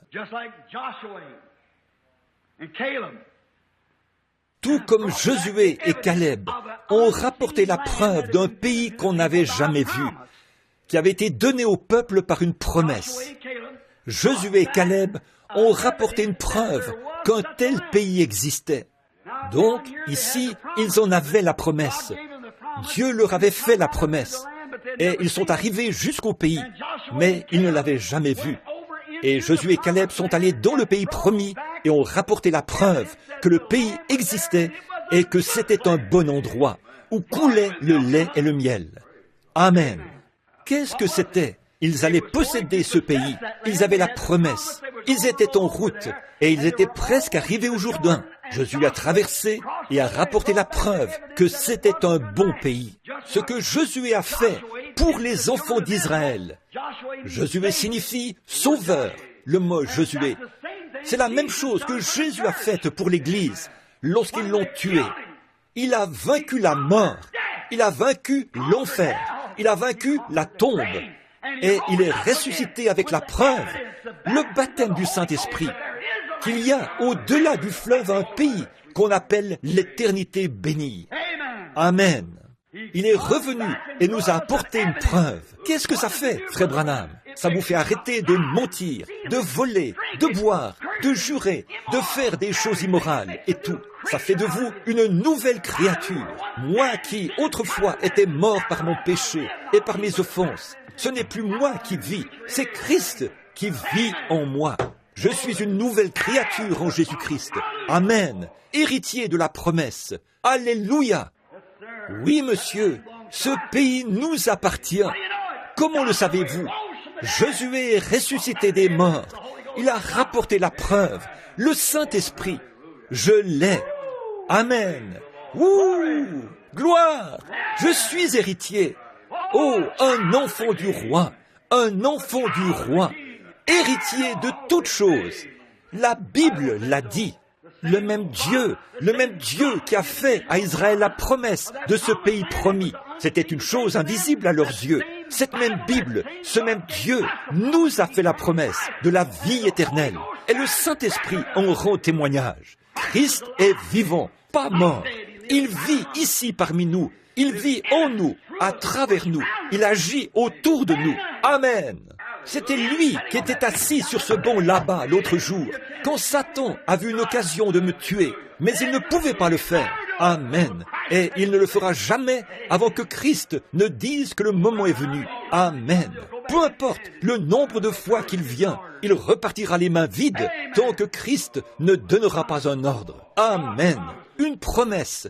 Dieu l'a promis. C'est la parole de Dieu qui le promet. Et nous le croyons parce que nous sommes héritiers. Je suis héritier de la guérison divine. Je suis héritier de la joie. J'ai le droit d'être heureux. Alors, qu'est-ce qui vous rend si heureux? J'ai le droit de l'être. Comment le savez-vous? Parce que j'en suis héritier. Amen. Ouh! Maintenant, je me sens religieux. Oui, je suis héritier du bonheur. Je suis héritier de la joie. Je suis héritier de la paix. Je suis héritier de la vie éternelle. Je suis héritier du Saint-Esprit. Amen. Je suis héritier de toutes les preuves qui l'accompagnent. Amen. Je suis héritier de l'autorité de Dieu. Amen. Qui vous a fait héritier? Pas moi, c'est lui. Chacun de vous est héritier de la même chose, héritier d'un trône. Celui qui vaincra s'assiera avec moi sur mon trône, comme moi j'ai vaincu et me suis assis sur le trône de mon Père. Amen. Héritier de toutes choses, pas seulement d'une chose, mais de toutes choses. Tout est sous vos pieds. Même la mort est sous vos pieds, la tombe est sous vos pieds, l'enfer est sous vos pieds, le péché est sous vos pieds, tout est sous vos pieds. Vous êtes un héritier et vous êtes mort et votre vie est cachée en Dieu par Jésus-Christ et vous êtes ressuscité. Vous avez la vie éternelle et vous êtes assis dans les lieux célestes en Jésus-Christ. Oh là là! Traitez-nous de tous les noms, traitez-nous de ce que vous voudrez. Dites que nous sommes fous si vous voulez, mais nous sommes héritiers. Héritiers de quoi? De toutes choses. Êtes-vous héritier du Branham Tabernacle? Non, je suis héritier de toutes choses, de tout ce que l'on voit, du présent, du futur, de tout. J'en suis héritier. Et chaque péché et la méchanceté ont été mis sous mes pieds par la grâce de Jésus-Christ. Il est ressuscité le matin de Pâques, a triomphé sur la mort, l'enfer et la tombe, et a fait de moi un héritier, et a dit, attendez là-bas, et je vais vous donner la promesse. Et son serviteur oint, qui fait autorité, a dit, la promesse est pour vous et pour vos enfants, à tous ceux qui sont au loin, en aussi grand nombre que le Seigneur notre Dieu les appellera. Je suis héritier. Amen. Amen. Jésus nous l'a prouvé lors de sa résurrection. Oh là là, quand nous sommes entrés dans ce champ de bataille entre la mort et la vie. Je suis un pécheur, frère Branham. Vous n'avez pas à l'être. Vous êtes un pécheur parce que vous désirez l'être. Vous n'avez pas à l'être. La dette est déjà payée. Frère Branham, j'aimerais avoir la joie. Vous pouvez l'avoir. C'est parce que vous laissez Satan vous voler les privilèges pour lesquels Christ est mort. J'en suis héritier. Tout cela m'appartient. Tout ce pourquoi il est mort m'appartient. Vous appartient. Nous sommes ses enfants. Nous en sommes héritiers. Tout ce pourquoi il est mort. Maintenant, quand vous entrez dans ce champ de bataille, oh, le baptême du Saint-Esprit, ça n'existe pas. Tu sais, tu vas te comporter bizarrement. Et il y aura quelque chose de différent. Peu m'importe la différence. J'en suis héritier. Ça, c'est la vie. Et je viens en prendre possession. C'est vrai. Ça devrait être le motif de chaque pécheur. Je viens pour la recevoir sur la base du Saint-Esprit, qui est ici maintenant, et qui me dit de venir et de la recevoir. Ça m'appartient. Je ne vais pas me lever tant que je ne l'aurai pas reçu. Je ne vais pas devenir un fanatique. Je ne vais pas bouger d'ici. Peu m'importe ce qui se passe. Je vais prier sans cesse, jusqu'à ce que tu me donnes le Saint-Esprit, Seigneur. Et je sais que tu vas me le donner maintenant. S'il y a quelque chose de mal dans ma vie, dis-moi ce que c'est, et je le mettrai en ordre. Qu'est-ce que c'est, Seigneur? Je vais aller mettre la chose en ordre. Si Dieu ne vous révèle rien, dites, alors Satan, je viens en prendre possession. Tu ne peux plus te tenir là. Dégage! Voilà, héritier de toutes choses, héritier de la vie éternelle, héritier de la guérison divine. Oh, héritier du salut, acquis par Dieu, né de son esprit, lavé dans son sang. C'est là mon histoire, c'est là mon chant. Louez mon Sauveur le jour durant. Parfait repos et parfait bonheur. En toi, mon Sauveur, j'ai la paix du cœur. Je veille en attendant ton retour. Je suis comblé, sûr de ton amour. Alléluia! Voilà, c'est là mon histoire et c'est là mon chant. Je suis héritier du salut. Le salut, qu'est-ce que c'est? C'est quelque chose qui vous a été donné. C'est un don. Je suis héritier du salut. Quel genre? Pour avoir la vie éternelle. Le salut pour mon âme, le salut pour mon corps, le salut pour ma lassitude, le salut pour toute chose. Dieu m'a fait héritier de tout par Christ, et il est mort, ressuscité, et il est revenu à porter la preuve. Et l'a répandu sur nous. Oh là là! Gloire! Oh là là! Alors, quand vous allez là, que faites-vous? Quand vous y allez comme Abraham y est allé, avancez-vous avec cette promesse. Dieu, tu m'as dit que ça m'appartient. J'ai foi en ta promesse. J'apporte ta parole. Tu as promis ceci. Tu as dit, demandez et vous recevrez. Cherchez et vous trouverez. Demandez et cela vous sera donné. Frappez et l'on vous ouvrira. Me voici, Seigneur. Je suis ici. Je frappe. Je cherche. Je demande. Je dois recevoir cela. Voilà, quelque chose se produit à ce moment-là. Oh, quand vous appliquez cette parole, regardez ce que Satan a fait quand Jésus a appliqué la parole contre lui. Et il est aussi écrit, il a fait un bond pour s'éloigner de ce fil, comme je l'ai dit l'autre soir. Oui, monsieur. Alors, qu'en est-il une fois que vous avez vaincu? Comment pouvez-vous vaincre? Pourriez-vous le faire par vous-même? Non. Quelqu'un est allé au-devant de vous et a vaincu pour vous. C'est Christ. Je n'en suis qu'héritier. Je n'ai pas à faire quoi que ce soit. Je suis héritier de la promesse. La seule chose que j'ai à faire, c'est mettre ma foi dans sa promesse. Le voyez-vous? Frère Branham, en êtes-vous digne? Non. Pensez-vous que j'en suis digne? Non. Pensez-vous que l'évêque en est digne? Non. Y a-t-il déjà eu un homme qui en était digne?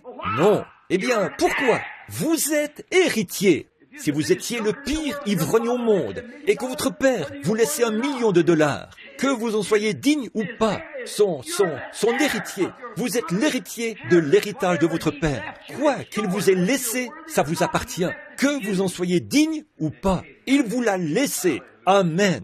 J'étais un pécheur, mais je suis héritier. Je ne valais rien, pas encore, mais je suis quand même héritier. J'aurais dû mourir et aller en enfer. Mais je suis héritier. Je suis héritier de quoi? La vie éternelle. Comment savez-vous que vous allez la recevoir? Je l'ai ressenti. Le Saint-Esprit l'a amené. Jésus est ressuscité des morts, afin que l'Esprit puisse venir. Et maintenant, il est venu. Et il rend témoignage et confirme exactement ce qu'il a dit qu'il ferait. Je suis passé de la mort à la vie. Je suis devenu une nouvelle créature en Jésus-Christ. Alors, je suis héritier. Oui, monsieur. Maintenant, je suis en route. Amen. Les choses sont anéanties. Qu'en est-il de toutes ces choses méchantes que j'ai faites, comme Myriam l'a fait? Regardez vers l'arrière. Les voilà mortes, ensevelies dans la mer de l'oubli, dans le livre de Dieu, le grand livre au ciel. C'est déjà fait. Mon nom a été mis dans ce livre, et c'est scellé, et c'est dans la mer de l'oubli. Et il y a un nouveau livre, dans lequel est inscrit un nouveau nom dans la gloire. Et ça m'appartient. Oui, donc nous sommes héritiers de toutes choses. C'est comme avec Abraham. Qu'est-ce que Dieu lui a dit? Ce pays t'appartient. Ce qu'il contient t'appartient. Regarde vers l'est, vers le nord, vers l'ouest et vers le sud. Tout cela t'appartient. Tout ce qu'il y a ici. Je veux que tu voyages dans un pays étranger et je vais te faire héritier de ce pays. Je vais te le donner à toi et à ta postérité après toi, pour toujours. Bon, Abraham, la seule chose qu'il devait faire, c'était de mettre sa foi dans cette promesse, de prendre son épée et de partir. Quand le moment crucial est venu, il est allé là-bas et Dieu a combattu pour lui. Et quand il a livré combat, il a massacré les rois. Et le voici qui revenait. Amen. Tout était fini maintenant. Frère, là, il pouvait pousser des cris. On entendait tous les jeunes hommes pousser des cris et louer l'Éternel. Voici Abraham qui vient. Et qui est allé à sa rencontre? Melchisédek, roi de Salem. Et regardez ce qu'ils ont fait. Une fois le combat terminé, ils ont pu s'asseoir et prendre le pain et le vin. Le roi a apporté du pain et du vin. Pourquoi a-t-il fait cela pour lui? Une fois le combat terminé, une fois la victoire remportée, alors ils pouvaient s'asseoir et prendre la communion ensemble, converser et manger la communion ensemble. Oh, voilà ce que Dieu veut que ses enfants fassent ce soir. Alors, qu'en est-il de vous, frère Branham? Qu'en est-il de l'Église à qui vous parlez? Nous sommes la postérité d'Abraham. Ils sont la postérité royale d'Abraham. Nous sommes la postérité d'Abraham par la promesse. C'est par Jésus-Christ que nous devenons la postérité d'Abraham et que nous sommes héritiers avec lui selon la promesse. Alors, si Abraham était héritier, je suis héritier. Je suis héritier avec Abraham et vous l'êtes aussi. Et comment est-ce que cela est venu? Par la postérité royale d'Abraham, qui était Jésus-Christ, celui qui était promis par la foi. Abraham a reçu un fils, comme quelqu'un qui est venu d'entre les morts. Et nous avons reçu un fils, qui n'était même pas un fils, et qui n'avait aucun moyen de venir ici. Et Dieu l'a créé et nous l'a envoyé. Et il est venu et a payé le prix pour nos péchés. Et par sa mort, je suis devenu héritier. Oh là là, voilà. Et toute la méchanceté du diable est chose du passé. Que Dieu soit loué. Vaincre. Combien ont vaincu ce soir? Faites voir votre main. Par la grâce de Dieu, j'ai vaincu. Que Dieu soit loué. Savez-vous ce que je pense que nous devrions faire en ce moment? Je pourrais commencer ici et vous garder la moitié de la nuit. Ayons donc une bonne réunion de consécration. consacrons nos vies de nouveau à Dieu. Combien aimeraient le faire? Oh, je n'ai plus qu'une, là. J'ai les deux mains en l'air, et mon cœur aussi.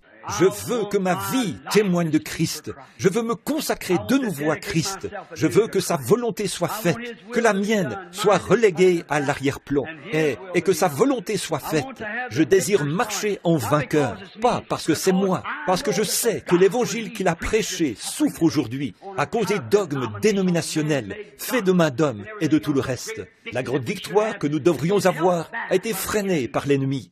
Ô Dieu, laisse-moi dégainer cette épée, laisse-la resplendir et briller, et que j'aille de l'avant, que ma volonté passe à l'arrière-plan, et que sa parole soit en avant, une épée aiguë à deux tranchants qui ouvre la voie. Levons-nous maintenant et consacrons-nous de nouveau, chacun de vous à votre manière. Consacrez-vous au Seigneur. Levons maintenant les mains vers Dieu, chacun de nous.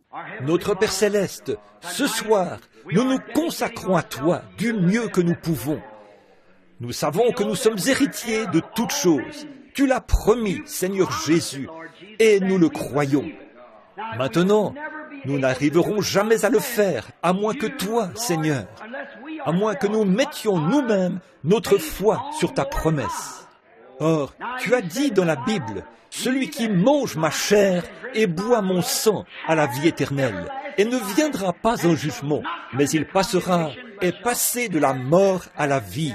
Celui qui mange ma chair et boit mon sang a la vie éternelle, et je le ressusciterai au dernier jour. » Voilà la promesse. C'est ce que tu as dit. C'est ce que nous croyons. Et Seigneur Dieu, ô Saint-Esprit, agis sur nous.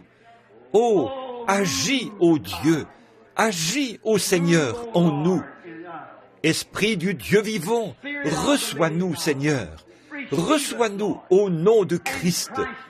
Purifie-moi, façonne-moi, forme-moi, ô Dieu, à l'image du Fils de Dieu.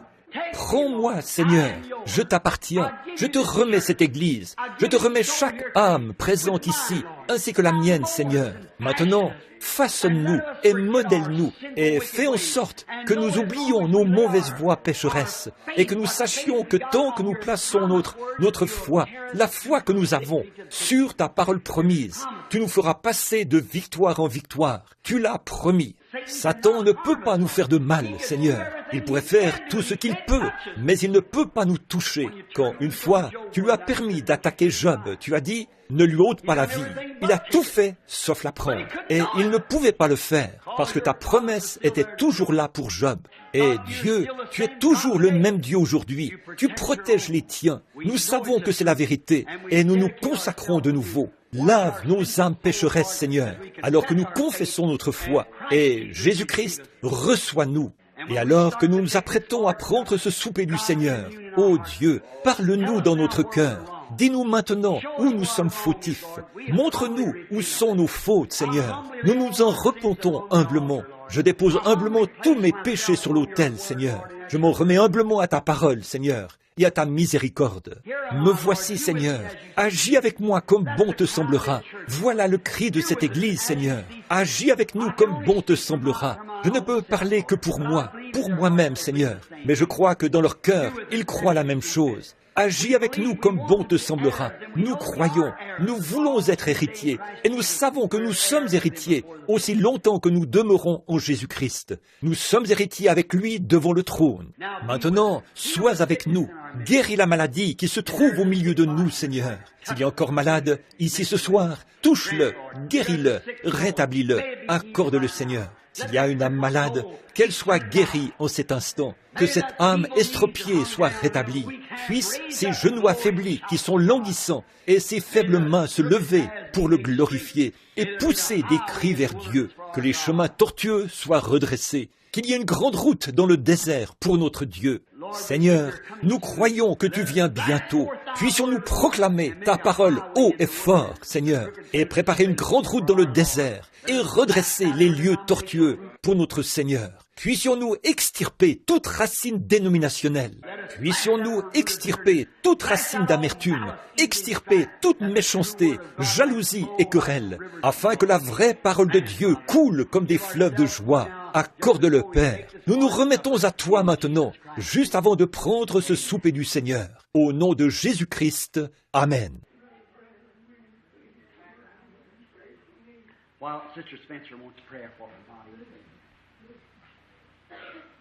Pendant, Sœur Spencer désire que l'on prie pour son corps. Que Dieu vous bénisse, Sœur Spencer. Père Céleste, cette pauvre femme âgée, une femme sainte, qui est assise ici, tu vois une femme estropiée. Cette fille d'Abraham ne devrait-elle pas être délivrée le jour du sabbat? Et maintenant, peut-être que la plupart de ses amis, Seigneur, les amis de longue date, qu'elle avait l'habitude de recevoir, et ses ministres, ceux qui se sont assis dans sa maison, ils sont partis. Beaucoup d'entre eux, ils ont pris la grande route pour le ciel. Elle est seule maintenant, Seigneur, comme un témoignage. Il ne lui reste plus personne maintenant, seulement ses enfants et peut-être un ami ici et là, Seigneur, un parent avec elle de temps à autre. Mais elle se tient seule, comme une grande forêt qui a été rasée et où il ne reste qu'un seul arbre. Oh Dieu, je prie que tu abaisses les regards et que tu sois miséricordieux, Seigneur. Ses racines sont enfoncées très profondément. Elle se tient sur la colline du Calvaire, Seigneur, enracinée et ancrée dans la foi de Christ. J'impose mes mains sur cette chère femme âgée et je condamne ce nodule sous sa langue, que cela la quitte et qu'elle soit rétablie. Au nom de Jésus-Christ. Amen. Que Dieu vous bénisse.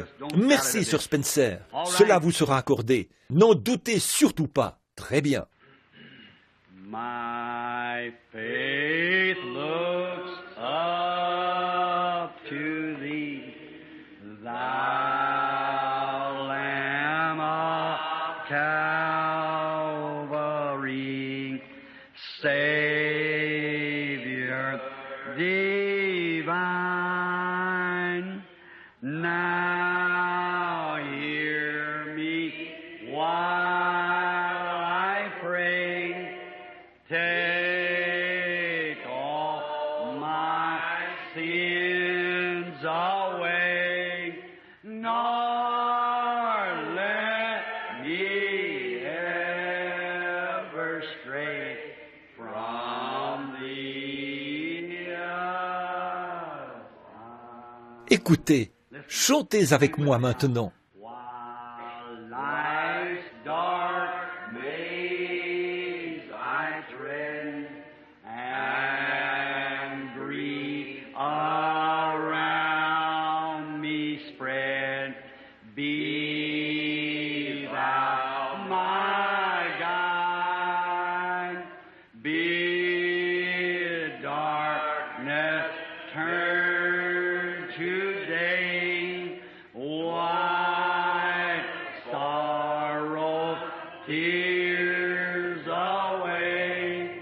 Oh, let me from this day be holy. Du fond de votre cœur maintenant, Dieu seul le sait, du fond de votre cœur, croyez-vous vraiment ça? Que je sois dès ce jour, Seigneur, entier à toi. Chantons encore cette dernière partie. Lord, let me ever stray from thee. Maintenant, tous ensemble, grand berger du troupeau, tu nous as enseigné que nous devrions prier comme ceci. Notre Père qui es aux cieux, que ton nom soit sanctifié, que ton règne vienne, que ta volonté soit faite sur la terre comme au ciel. Donne-nous aujourd'hui notre pain quotidien. Pardonne-nous nos offenses, comme nous aussi nous pardonnons à ceux qui nous ont offensés. Ne nous induis pas en tentation, mais délivre-nous du mal, car c'est à toi qu'appartiennent, dans tous les siècles, le règne, la puissance et la gloire. Amen. Vous pouvez vous asseoir.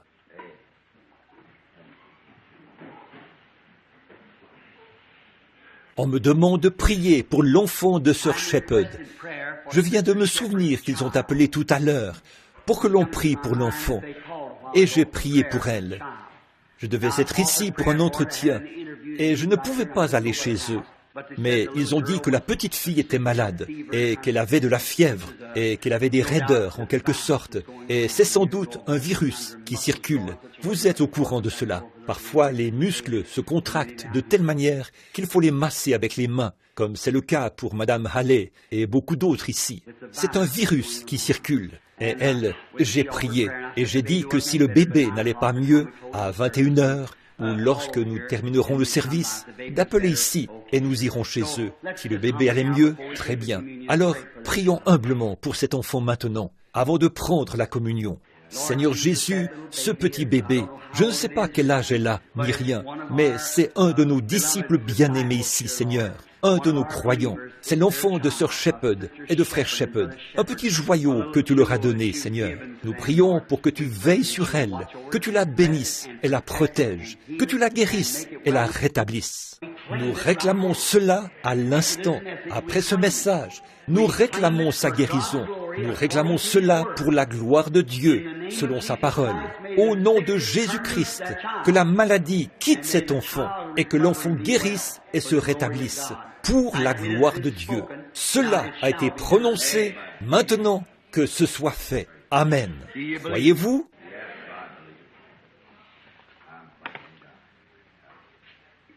If we trust and never doubt, He will surely bring you out.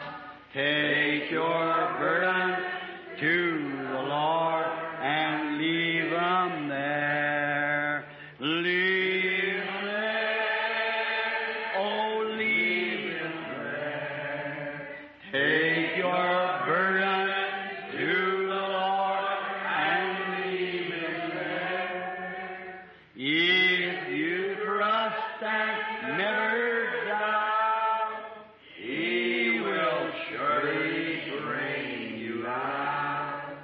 Take your burden to the Lord and leave them there. C'est tout ce que vous avez à faire. If your body's racked with pain and your health you can't regain, just remember God in heaven answers prayer. Now, Jesus knows the pain you feel. He can save and He can heal. Take your burden to the Lord. Maintenant, serrons-nous la main pendant que nous chantons ce dernier couplet. La fraternité, vous savez, la communion. Gloire au Seigneur.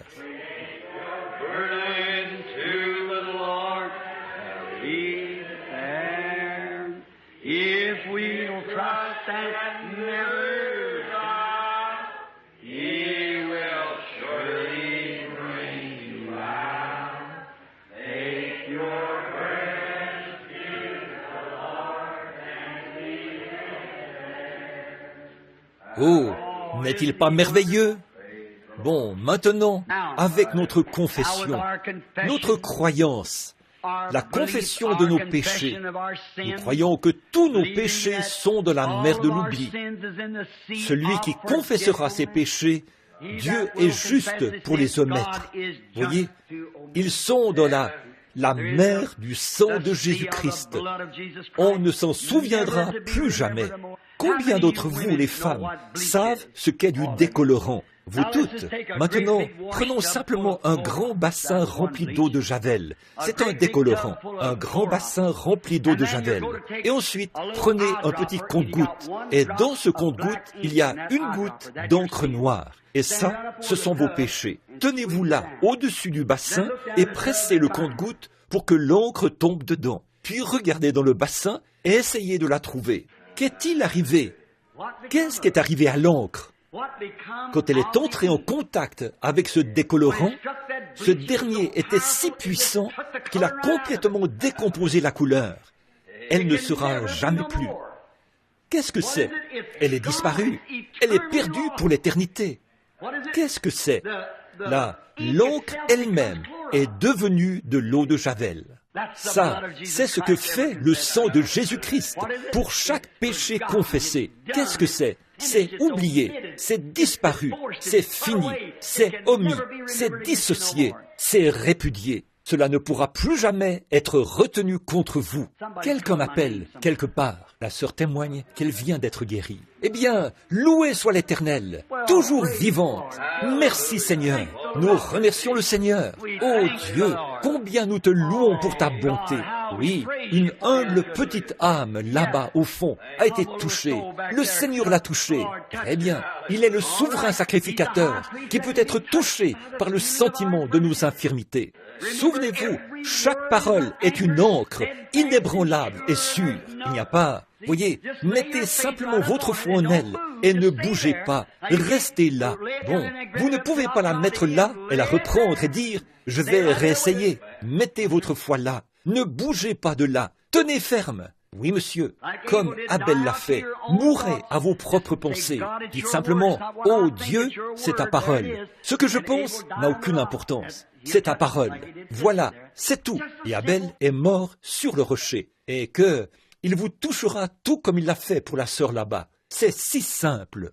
Nous essayons de rendre cela, pas nous, Satan essaie de rendre ça si compliqué, vous savez. Il dit, oh, tu sais, c'était pour une époque passée, et tout ça. Ça, ce sont les incroyants. Mais pour vous qui croyez, il est précieux. Rejeté, en effet. Mais il est une pierre précieuse, qui devient une pierre vivante, une pierre précieuse. La pierre angulaire. Oh là là. Oh, celui qui touche cette pierre est guéri. Voilà tout. Amen. Alors, ne sommes-nous pas reconnaissants au Seigneur? Je suis heureux. Je suis si heureux que le Seigneur soit Dieu. Amen.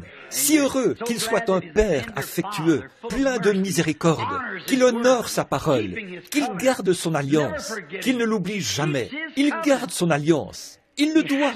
Il est Dieu. Il l'a établi. Il est la source de toute vérité. Voyez, il ne peut y avoir rien d'autre que la vérité pure, tout le temps. Chaque parole qu'il prononce est infaillible. Et ceci est sa parole. Et, ô Dieu, que ma foi en elle soit infaillible. Amen.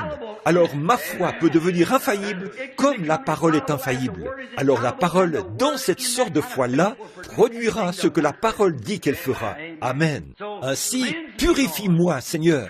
Sonde-moi, purifie-moi, guéris-moi, protège-moi, bénis-moi et donne-moi ta miséricorde. C'est ma prière à Dieu. Amen. Maintenant, je vais lire une partie de la parole qui se trouve dans 1 Corinthiens, chapitre 11, verset 23. Car j'ai reçu du Seigneur ce que je vous ai enseigné. C'est que le Seigneur Jésus, dans la nuit, il fut livré, prit du pain. Et après qu'il a rendu grâce, le rompit et dit, prenez et mangez. Ceci est mon corps qui est rompu pour vous. Faites ceci en mémoire de moi. De même, et après avoir soupé, il prit la coupe et dit, « Ceci est la coupe de la nouvelle alliance en mon sang. Que ceci soit en vous en mémoire de moi, toutes les fois que vous en boirez. Car toutes les fois que vous mangez ce pain et que vous buvez cette coupe, vous annoncez là la mort du Seigneur jusqu'à ce qu'il vienne. C'est pourquoi celui qui mangera le pain ou boira la coupe du Seigneur indignement sera coupable envers le sang, le corps et le sang du Seigneur. Que chacun donc s'éprouve soi-même, et qu'ainsi il mange le pain et boive de la coupe. Car celui qui mange et boit sans discerner le corps du Seigneur, mange et boit un jugement contre lui-même. C'est pour cela qu'il y a parmi vous beaucoup de malades et d'infirmes, qu'un grand nombre sont morts. Si nous devions nous juger nous-mêmes, nous ne serions pas jugés. Mais quand nous sommes jugés, nous sommes châtiés par le Seigneur, afin que nous ne soyons pas condamnés avec le monde. Ainsi, mes frères, lorsque vous vous réunissez pour le repas, attendez-vous les uns avec les autres. Attendez-vous les uns les autres. Maintenant, permettez-moi de dire ceci. Jésus nous a donné ce commandement avant d'aller à sa mort, sachant qu'il se dirigeait vers cela. Les disciples, quand ils ont écrit ceci, se demandaient encore de quoi il parlait. Mais il a dit, « Cette coupe est la nouvelle alliance de mon sang. Faites ceci toutes les fois que vous en mangerez et en boirez. Vous annoncez ainsi ma mort jusqu'à ce que je vienne. » Oh, ces précieuses paroles. Les disciples se sont sans doute demandé, qu'est-ce qu'il veut dire par annoncer sa mort? Comment pouvons-nous faire cela? C'était là tout un mystère pour eux, mais pas pour lui. Il était Dieu. Il savait ce qu'il devait faire. Annoncer. Alors il a dit, quand vous vous réunissez pour manger. Or, celui qui mange et boit indignement, qui vient ici et fait profession d'être chrétien, qui prend le corps du Seigneur, puis qui sort et vit comme le monde, et qui nie Christ et sa puissance, et des choses comme ça. Vous déshonorez vraiment Dieu. Vous déshonorez Christ. Alors, ne la prenez pas. Mais si vous essayez de tout votre être, de vivre correctement et de montrer que vous êtes chrétien, que vous aimez Jésus-Christ, alors c'est votre devoir de la prendre. Et maintenant, je crois que c'est dans Jean au chapitre 6, Jésus a dit, « Celui qui mange ma chair et qui boit mon sang a la vie éternelle, et je le ressusciterai au dernier jour. » Maintenant, cette promesse n'est-elle pas une chose glorieuse? Je le ressusciterai. Vous êtes-vous déjà demandé pourquoi vous êtes ici? Pourquoi allez-vous à l'école, les enfants? Pourquoi travaillez-vous, papa? Qu'est-ce qui vous fait vous lever le matin, maman, et envoyer les enfants à l'école, laver leur visage, faire les lits et cuisiner, et faire tout ça? Vous rentrez, épuisez le soir, et le lendemain, vous recommencez la même chose. Pourquoi faites-vous ça? Pourquoi travaillez-vous d'arrache-pied, papa, et tout ça? Vous rentrez le soir, fatigué, et l'un des enfants tombe malade, et vous marchez de long en large. Vous pleurez, priez et luttez, et ils guérissent. Puis ça revient, et vous le faites encore. Tous les dimanches, vous leur lavez le visage et les amenez à l'église. Eh bien, de quoi s'agit-il? Pourquoi êtes-vous ici? Est-ce que c'est tout ce qu'il en est? Oh là là, ce serait misérable. Et de savoir que vous devez partir de toute façon. Voyez, de quoi s'agit-il? Oh, frère, c'est le moment de nous examiner. C'est le moment de saisir l'occasion. C'est l'occasion d'accepter ceci. Dites-moi ce qui pourrait remplacer ça. Dites-moi ce qui pourrait être mieux que ça. Indiquez quoi que ce soit dans le monde. Que vous soyez le roi de la terre, que vous régniez sur l'univers, que vous soyez un Khrouchtchev ou un Kennedy, ou peu importe ce que vous désirez être, vous allez mourir quand même. C'est vrai, vous ne savez pas à quelle heure cela peut venir. Cela pourrait être d'un moment à l'autre. Mais ici, quand la mort frappe, vous avez la vie éternelle. Et vous ne pouvez pas mourir. Vous avez la garantie du Dieu de toute la création, qui est possesseur du ciel et de la terre. Je le ressusciterai au dernier jour. Viens au secours de mon incrédulité, ô Dieu. Remplis mon âme, ô Dieu. Purifie-moi, remplis-moi, charge-moi et envoie-moi. Ne me laisse pas mourir, laisse-moi vivre pour raconter l'histoire. Laisse-moi aller dans chaque fente et chaque recoin de la terre et prêcher la parole et semer la semence. Oui, monsieur, afin qu'il y ait une moisson au dernier jour de la vraie et pure parole, avec des croyants en Christ. Vos péchés sont-ils sous le sang ce soir, par la foi en Jésus-Christ? Nous allons maintenant prendre la communion. Pas la communion. Vous communiez lorsque vous mangez l'un avec l'autre. Communiez simplement avec Dieu. La communion n'est pas le pain ni le vin. La communion, c'est converser avec Dieu. Et ce que nous prenons est un symbole. Nous croyons en sa mort, son corps brisé, son ensevelissement et sa résurrection. Nous croyons en la présence du Saint-Esprit. Et nous croyons qu'il nous a donné la vie éternelle et que nous ne pouvons pas mourir, car nous sommes passés de la mort à la vie. Et un jour, ici, lorsque nous nous séparerons les uns des autres, nous allons ressusciter dans la résurrection les uns avec les autres, unis ensemble avec Jésus-Christ en tant que corps. Amen. En me fondant sur ces principes et sur la confession de mes péchés et sur ma foi dans le Fils de Dieu, je place devant moi et l'Église ces éléments que Dieu nous a laissés afin que nous les pratiquions pour annoncer sa mort jusqu'à ce qu'il vienne.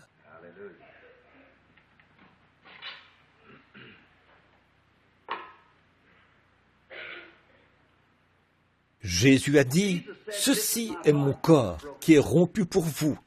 Mangez, faites ceci en mémoire de moi. » Notre Père Céleste, après avoir confessé nos péchés, après avoir entendu ta parole, après avoir confessé que nous sommes indignes et que nous nous confions uniquement dans les mérites du Fils de Dieu, nous sommes des créatures indignes. Pardonne-nous, Seigneur, tout ce que nous avons fait. Et maintenant, par la foi, nous nous approchons de la table du Seigneur. Et maintenant, alors qu'on présente ce pain pour représenter le corps de notre Seigneur, je prie, Père, que tu le sanctifies pour le but auquel il est destiné. puisse chaque personne qui prendra part à ceci avoir la vie éternelle dans son âme. Puis chaque personne qui le prend avoir la guérison dans son corps et vivre le temps que tu leur as alloué. Qu'ils te servent tous les jours de leur vie et qu'ils ressuscitent au dernier jour dans la résurrection pour être rassemblés avec les tribus de la terre qui sont rachetées par le sang de Christ. Accorde-le, Seigneur. Nous le demandons au nom de Jésus. Amen. La Bible dit, de même, après avoir soupé, il prit la coupe et dit, « Cette coupe est la nouvelle alliance. Toutes les fois que vous en boirez, vous annoncez la mort du Seigneur jusqu'à ce qu'il vienne. » Père Céleste, nous te présentons le fruit de la vigne ce soir, ce vin. Et nous prions, Père Céleste, que tu sanctifies ce vin. Il représente le sang qui a été versé pour nous au calvaire. Par ce sang, nous avons la rémission de nos péchés par la foi dans l'œuvre accomplie de Jésus-Christ. Pardonne-nous toute notre incrédulité, Seigneur, et donne-nous la foi et la compréhension, et fais de nous tes serviteurs, Seigneur, pour que nous puissions te servir tous les jours de notre vie. Sois avec nous, Père, alors que nous nous réunissons autour de cette table, et bénis-nous dans cette belle fraternité et cette communion avec toi. Puisses-tu parler à notre cœur et nous montrer le travail que nous devrions faire. Accorde-le, Seigneur. Sanctifie ce vin pour le but auquel il est destiné. C'est au nom de Jésus-Christ que nous le demandons. Amen.